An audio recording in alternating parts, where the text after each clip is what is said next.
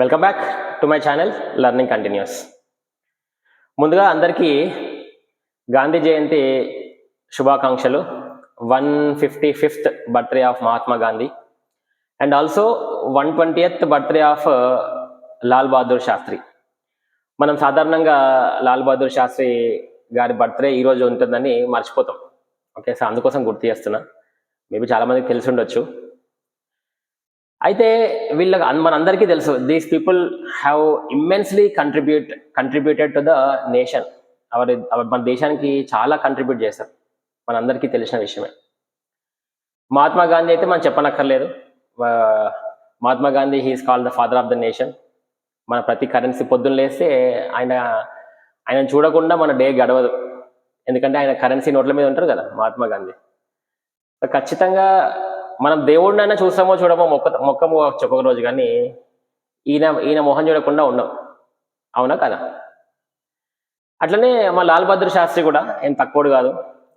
జై జవాన్ జై కిసాన్ నినాదాన్ని తెచ్చింది లాల్ బహదూర్ శాస్త్రి కదా. కిసాన్స్, ఫార్మర్స్ ఎంత గొప్పవాళ్ళో అది విన్న తర్వాత మనకు అర్థమవుతుంది, అవునా కదా? అయితే మనం ఏం చేయాలి? ఇలాంటి మహనీయుల బర్త్డే వచ్చినప్పుడు ఓన్లీ దండేసి దండం పెట్టడమేనా? సంవత్సరం వస్తే ఎవ్రీ ఇయర్ వాళ్ళకి దండేసి దండం పెట్టడము, తర్వాత వాళ్ళు చెప్పినవి మనము మోస్ట్లీ పాటించకుండా ఉంటాం. పాటించాలని ఉంటుంది కానీ అవి ప్రాక్టికల్గా పాటిస్తే మనము లైఫ్ లీడ్ చేయలేము, అంతేనా? ఇప్పుడు మహాత్మా గాంధీది ఫేమస్ సత్యాగ్రహ, అహింస, నాన్ వైలెన్స్. ఆయన ఫేమస్ అక్కడే కదా. మహాత్మా గాంధీ నాన్ వైలెన్స్ అనే కాన్సెప్ట్ తెచ్చిన తర్వాత మొత్తం ఇండియన్ నేషనల్ ఉంది కదా, ఫ్రీడమ్ స్ట్రగుల్ మొత్తం మారిపోయింది. అప్పటి వరకు ఒక విధంగా పోయిన మూమెంట్ 1915లో మహాత్మా గాంధీ గారు ఇండియాకి వచ్చిన తర్వాత ఓహో ఇట్లాంటి దాంతో కూడా మనం ఒక ఉద్యమం చేయొచ్చా అని జనాలకు తెలిపింది మహాత్మా గాంధీ కదా. Non violence movement. ఈ నాన్ వైలెన్స్ మూమెంట్ కనబడడానికి చాలా చిన్నగా అనిపిస్తుంది, కానీ దీని ఇంపాక్ట్, దీని యొక్క కాన్సిక్వెన్స్ బ్రిటిష్ వాళ్ళకి అర్థం కాలే. అరే ఏంద్రా భయ్, ఈయన ఇక్కడ నుంచో వచ్చి ధోతి కట్టుకొని వచ్చి నాన్ వైలెన్స్ అంటాడు, అహింస అంటాడు, సత్యాగ్రహ అంటాడు. వాళ్ళకి పిచ్చిలేసింది. ఎవరికి? బ్రిటిషర్స్కి. మనం అందులో కూడా చూసాం కదా, మనకైతే అదే సినిమా ఉంది కదా మన సంజయ్ దత్ గారిది, ఉన్నాబాయ, అందులో కూడా చూపిస్తారు కదా, నాకు సినిమా పేరు గుర్తులేదు. సో దాంట్లో కూడా సంజయ్ దత్ చెప్తారు కదా అహింస బాపు అనుకుంటూ. కానీ మనకు ప్రాక్టికల్ ప్రాబ్లమ్స్ ఏంటి అంటే, చాలా అనుకుంటాము అహింస నాన్ వైలెన్స్ అని, కానీ అది సాధ్యపడదు. ఒక ఇండివిజువల్ లెవెల్లో కూడా సాధ్యపడదు. మోస్ట్లీ వీల్ ట్రై, ఈవెన్ ఒక నేషన్ లెవెల్లో కూడా సాధ్యపడుతుందా? మరి అట్లా సాధ్యం అవుతే అన్ని కంట్రీస్ ఎందుకండి న్యూక్లియర్ పవరు, వాళ్ళ మిలిటరీ ఎందుకు వీళ్ళు బలోపేతం చేస్తాయి? మరి వాళ్ళ శత్రువుల మీద దాడి చేస్తాయి. ఎప్పుడైనా వాళ్ళు మన మీద దాడి, ఇప్పుడు మనం ఉన్నాం అనుకోండి, మనం ఎప్పుడైనా మిలిటరీని బలోపేతం చేసుకుంటాము, అన్నీ చేస్తాయి. ఎందుకంటే ఈ నాన్ వైలెన్స్, అహింస అనేది కూడా దానికి ఒక పరిమితి ఉంటుంది, అవునా? గాంధీ గారు చెప్పారు, ఒక చెంప మీద కొడితే ఇంకో చెంప చూపంటారు. కానీ రియల్ లైఫ్లో అట్లా చేస్తే నవ్వుతారు, మూర్ఖులు అంటారు, వీడెక్కడోడు రా బాబు అంటారు. మరి నాకు ఇప్పటికీ అర్థం కాలే. మనం అట్లా చూపెట్టామనుకో అది వేరే సంగతి. ఈ ముక్క చెప్పిన గాంధీజీనే మళ్ళీ డూ ఆర్ డై అన్నారు, అవునా? 1942లో ఈయనకు కూడా తిక్కలేసింది. నీ అమ్మ వీళ్ళకి ఇట్లా కాదురా భయ్, వీళ్ళకి మంచిగా చెప్తే అర్థమైతే లేదు, ఇక ఏదైతే అవుతుంది, పోరాడితే పోయేదేముంది, బానిస సంఖ్యలు తప్ప అన్న ఒక ఆవేదన ఆయనకు వచ్చేసింది. యాంగ్విష్, ఆవేదన, ఆక్రోశం, ఇది ఏదైనా అనుకోండి. డూ ఆర్ డై, చలో ఇక ఏదైతే అయింది, అవునా కదా? డూ ఆర్ డై అనేది very very very strong statement అండి. It is a very strong statement. మనము ఉన్నాయి 3 ముక్కలు, కానీ it is very strong statement. అంటే ఆయన ఓపిక నశించింది. దేనికైనా ఓపిక నశిస్తుంది కదా, ఎంతకైనా, కానీ మనం ఎంతకైనా ఆగుతాం. లాస్ట్కి ఒక స్టేజ్కి వచ్చిన తర్వాత పోరాడితే పోయేదేముంది, బానిస సంఖ్యలు తప్ప అనేది ఉంది ఒకటి నినాదం. అది కూడా అదే ఆయన ఇంప్లిమెంట్ చేశారు in different way, do or die. So మనకి ఇక్కడ ఏం అర్థం చేసుకోవాలంటే, ఒక వ్యక్తి మొత్తము Indian national struggle, freedom movement స్ట్రగుల్ని మొత్తం దశ దిశ మార్చేశారు. ఒకటే వ్యక్తి. అంత అంత చిన్న వ్యక్తి. సో అట్లా వ్యక్తులు చాలా ఇంపార్టెంట్. ఎందుకంటే ఒక ఒక ఉద్యమం చేసినప్పుడు ఒక వ్యక్తులు చాలా ఇంపార్టెంట్. వాళ్ళు ఉంటే చాలు, వాళ్ళు ఉంటే చాలు అనిపిస్తుంది మనకి.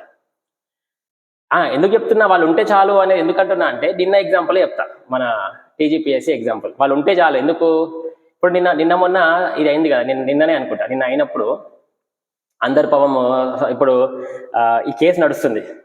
అన్న సుధీర్ సార్ వస్తాడా, సుధీర్ సార్ వస్తాడు. అరే సుధీర్ సార్ లేడరా బాబు, అవుట్ ఆఫ్ స్టేషన్. అన్న లేదన్నా సుధీర్ సార్ రావాలా, సుధీర్ సార్ రావాలని. సుధీర్ సారు తను చేయాల్సింది అంతా చేసి, సుధీర్ సార్ ఇది అవుట్ ఆఫ్ స్టేషన్ అని ఎంతమంది చెప్పినా కానీ still people wants Sudheer sir. ఎందుకు అని అంటే ఆయన ఒక ఫస్ట్ ఆర్గ్యుమెంటో లేకపోతే ఇనీషియల్గా ఆయన కనబడ్డరు, పీపుల్లో ఒక చైతన్యం వచ్చింది, ఒక మోటివేషన్ వచ్చింది, ఒక ధైర్యం వచ్చింది. అట్లా అని చెప్పి నేను ఇక్కడ ఒకటి గుర్తుపెట్టుకోవాలి, వేరే సారు కూడా ఉన్నారు కదా, ఇప్పుడు శివ గారు కానీ, వాళ్ళని నేను తక్కువ చేయట్లేదు. నేను ఏమంటున్నా అంటే జనాల్లో ఒక ఆస్పిరెంట్స్లో ఒక ముద్ర పడిపోయింది, ఇనీషియల్ ఇంప్రెషన్ పడిపోవడం వల్ల వీళ్ళు కూడా ఈ పక్క లాయర్స్ కూడా వెరీ కాంపిటెంట్ అయినప్పటికీ ఫర్ సమ్హౌ ఆ ముద్ర పడడం వల్ల సుధీర్ సార్ కావాలి, మాకు సుధీర్ సార్ కావాలి, సుధీర్ సార్ ఎక్కడున్నారు, లైవ్లో ఉన్నారా అంటారు. సో అప్పుడు అనిపించింది అమ్మ, అంటే మనం గెలుస్తామా లేదా అనేది పక్కన పెడితే ఒక మనిషి మన పక్కన ఉంటే ఆ ధైర్యమే వేరు, అవునా కదా? అది ఒక ఇంప్రెషన్ ఏర్పడుతుంది అట్లా. అయితే ఇప్పుడు ఇంకొక ఉదాహరణ కూడా చెప్తా. మన డే టు డే లైఫ్లో కూడా మనం ఒక పెళ్లి సంబంధంకో లేకపోతే ఏదో ల్యాండ్ కొందానికో లేకపోతే ఏదో ఒక షాపింగో వెళ్ళినప్పుడు మనకి మన సర్కిల్లో ఒక పెద్ద మనిషి ఎవరో ఉంటాడు, ఆయనను తీసుకొని వెళ్తాం.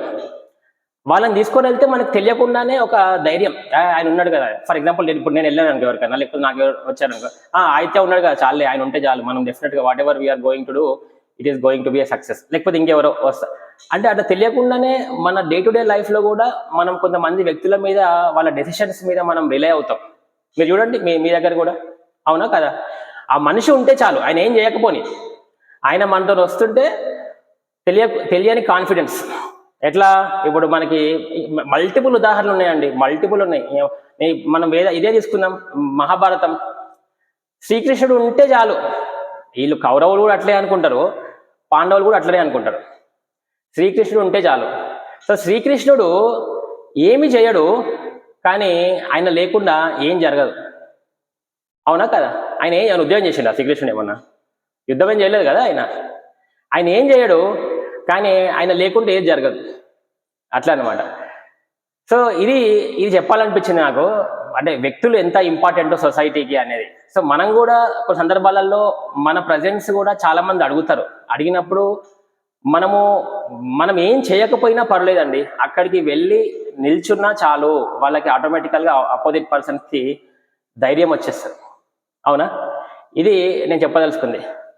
అయితే ఇప్పుడు మరి మన టీజీపీఎస్సీ సంగతి చూసుకుంటే, రేపు మనకి ఆల్రెడీ ఇది ఉంది కదా, 4 కేసులు ఉన్నాయండి రేపు. Tomorrow we have 4 cases.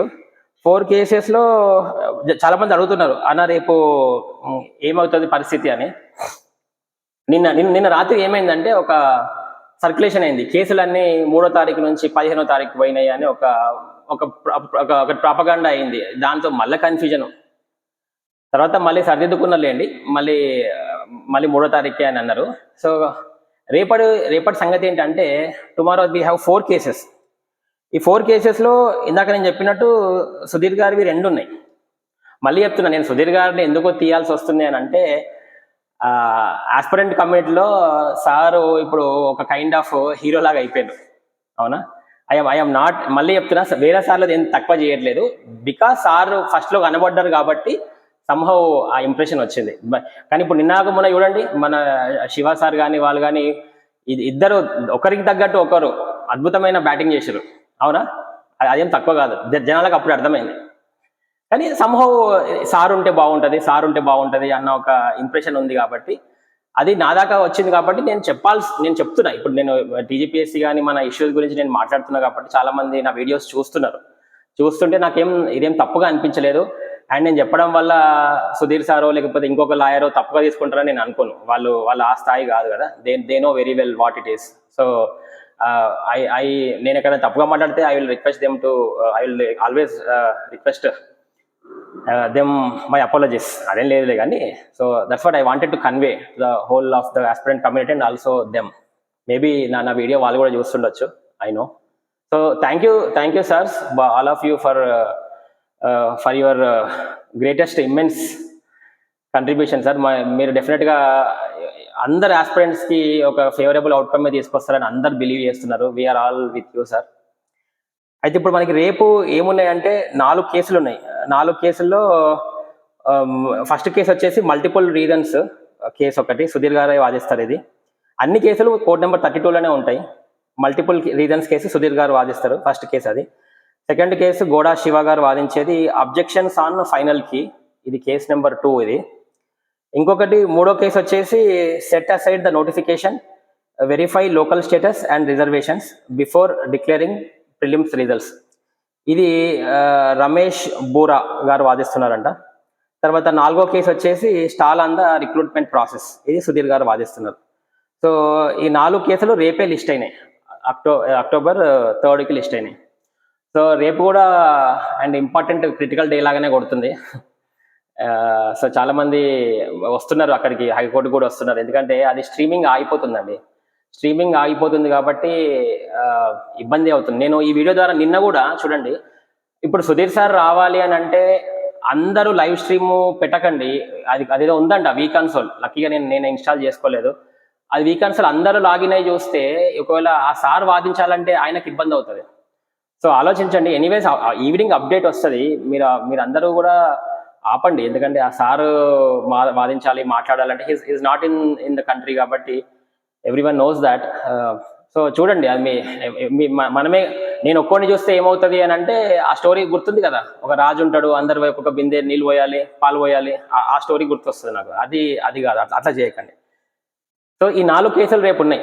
మొత్తానికి చాలా ఉన్నాయండి. ఈరోజు ఒకటి ఏదో వచ్చింది టెలిగ్రామ్లో, 17 కేసులు ఉన్నాయి. 4 కేసులు రేపు ఉన్నాయి, 2 కేసులు 14 ఉన్నాయి, ఇంకో 3 కేసులు ఏమో 16 ఉన్నాయి, ఇంకో 2 కేసులు ఏమో ఇట్లా కంటిన్యూస్గా ఉన్నాయి, 17 కేసులు ఉన్నాయి. అతడు సినిమాలో బ్రహ్మాజీ అంటాడు కదా, వీరమ్మ చెరువు దగ్గర 3 సుమోలు పెడతా, లక్కీగా దాటాడనుకో చుక్కలకుంట చెరువు దగ్గర ఈసారి 4 సుమోలు, ఇది అట్లనే ఉంది సేమ్. అవునా కదా, నాకు అదే సీన్ గుర్తొస్తుంది. ఒక డేట్ దాటిందనుకో అక్కడ లక్కీ ఇంకా 4 సుమోలు, 4 కేసులు ఉన్నాయి. ఏందండి ఈ కేసులు, ఏందండి ఇన్ని కేసులు అవసరమా అసలు? నాకు నవ్వొస్తుంది. చిన్న టీజీపీఎస్సీ వాళ్ళు నా వీడియో చూస్తారు కాబట్టి నేను వాళ్ళ విజ్ఞప్తి ఏం చేస్తున్నా అంటే, సార్ ఇంత ఉన్నారు, ఈ కోర్టులు చెప్పడం ఎందుకు సార్, పిలవండి సార్, మీరే మంచి వాళ్ళని పిలవండి సార్. ఒక మంచి మేధావులు ఉన్నారు, అశోక్ నగర్లో పెద్దోళ్ళు, వాళ్ళతో ఒక చిన్న సైజు ఆర్బిట్రేషన్తో మీరు ఇంత సింపుల్గా రిజాల్వ్ అయ్యే ప్రాబ్లమ్ని కోర్టు చెప్తే తప్ప మనం రిజాల్వ్ చేసుకోలేని పరిస్థితులు అయితే లేం సార్. మీరు ఒక మంచి డిబేట్ కండక్ట్ చేయండి సార్, మన టీవీ మీడియా లాగా మీ ఛానల్లోనే, అయితే మీ సమక్షంలోనే 4 మంచి బ్యూరోక్రాట్స్ని పిలవండి, 4 మంచి మేధావులు ఇన్స్టిట్యూషన్స్ హెడ్స్ని పిలవండి, బయట వాళ్ళని పిలవండి, ఒక 4 ఆస్పిరెంట్స్ని పిలవండి, మీ ఇష్టం, మీరు సెలెక్ట్ చేసుకొని పిలవండి సార్. పిలిచి దీన్ని మంచి ఒక అమికేబుల్ ఆర్బిట్రేషన్ చేసి you come to a solution sir. ఒకసారి మాట్లాడిన తర్వాత అంత క్లియర్ అయిపోతుంది కదా ప్రతి ఒక్కటి. సరే కొన్ని కేసులు వదిలేద్దాం, కాన్స్టిట్యూషన్లు ఉన్నాయి, కోర్టు పద్ధతిలో ఉంటే చేసుకోవచ్చు, కానీ కొన్ని కేసులు అయితే మనం సింపుల్గా సాల్వ్ చేసుకునే కేసులు కూడా ఉంటాయి. అంటే ఆ దిశగా కూడా ఎందుకు ఆలోచించట్లేదు? నేను ఏ కేసు సాల్వ్ చేసుకోవాలని అనట్లే, కానీ కొన్ని చేసుకోవచ్చు కదా ఆర్బిట్రేషన్. చిన్న మనము మన రెగ్యులర్ డైలాగ్తోనే అయిపోయే కేసెస్ అన్ని కోర్టు చెప్పాలా మనకి? శంఖంలో వస్తే తీర్థం అవుతుంది అన్నట్టు అన్ని కోర్టు చెప్తేనే మనకు దాని మీనింగ్ అర్థమవుతుందా సార్? కాదు కదా. సో ఒకసారి థింక్ చేయండి సార్, టీజీపీఎస్సీ పెద్దలు, ఒకసారి మీరు ఆలోచించండి. ఎందుకంటే మనం ఇప్పుడు 2 years back justice NV Ramana గారు ఉన్నప్పుడు, సిజిఐ ఉన్నప్పుడు, ఆయన హైదరాబాద్ ఇంటర్నేషనల్ ఆర్బిట్రేషన్ సెంటర్ అన్నారు. Supreme court has told in many instances that ప్రతిదానికి ఊరికి కోర్టుకు వచ్చేయకంటారా బాబులు, మీరు మాట్లాడుకోవచ్చు కదా అని ఎన్నోసార్లు చెప్పింది.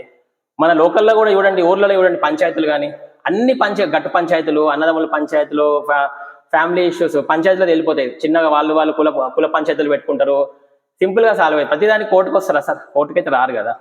కోర్టుకు రావడం వల్ల పెద్దవాళ్ళు మీరు క్షేమంగానే ఉంటారు, కానీ బలైపోతుంది మాత్రము ఈ ఆస్పిరెంట్స్, కింద ఉన్న వాళ్ళు బలైపోతున్నారు. వీళ్ళకంత సమయం లేదు, వీళ్ళకంత టైము లేదు, ఎఫర్ట్స్ లేవు. ఈ ఎఫర్ట్స్ అన్ని వేరే దగ్గర పెడితే ఇంకా వాళ్ళు బాగుంటారు. కానీ కోర్టు కేసుల చుట్టూ తిరుగుతూ ఏమవుతుంది. ఇప్పుడు చూడండి సార్ 20 daysలో ఎగ్జామ్ ఉంది. 21st అంటే ఈరోజు ఇక్కడ నుంచి 3 వారాలే ఉంది. కానీ ఇంకా జనాలకి టెన్షన్ ఉంది. సో మీరు ఒక్కసారి దాన్ని ఎందుకు పుష్ చేస్తున్నారు, ఎందుకు వాయిదాల మీద వాయిదాలు చేస్తున్నారో మాకైతే అర్థమవుతలేదు. మేమైతే మీకు సవినయంగా విన్నపం చేస్తున్నాం సార్. గాంధీ జయంతి సందర్భంగా ఆలోచించండి సార్. మేము చాలా పేషెంట్గా అడుగుతున్నాము, అన్ని విధాలుగా రిక్వెస్ట్ చేస్తున్నాం.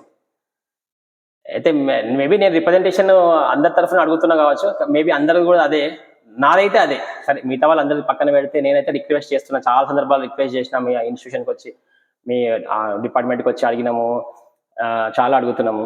సో మీరు కూడా ఇంకొకసారి దృష్టిలో పెట్టుకొని దీనికి ఒక మంచి సొల్యూషన్ ఇచ్చి ఇవ్వండి. కోర్టు కేసులు ఒకటే, మా విన్నపం ఒకటే సార్, ఒకటే విన్నపం, ఇంకేం అడగట్లే. కోర్టు కేసులు అయిపోక ముందు ఎగ్జామ్ పెడితే అది హాల్ట్ అయితే మెయిన్స్ 2.0 రాయడం అనేది అదంత చిన్న విషయం కాదు. మీకు అనుకున్నంత చిన్నగా కనబడట్లేదు సార్. ఈ కోర్టు కేసులు క్లియర్ అయిన తర్వాతనే పెట్టండి. అప్పుడే పీపుల్ హ్యాపీగా రాయగలుగుతారు, దాని మీద నమ్మకంగా ఉండగలుగుతారు. అదే సార్ మా విన్నపం. Thank you very much. మీరు వింటారని మాకు మేము మళ్ళీ నమ్ముతున్నాం.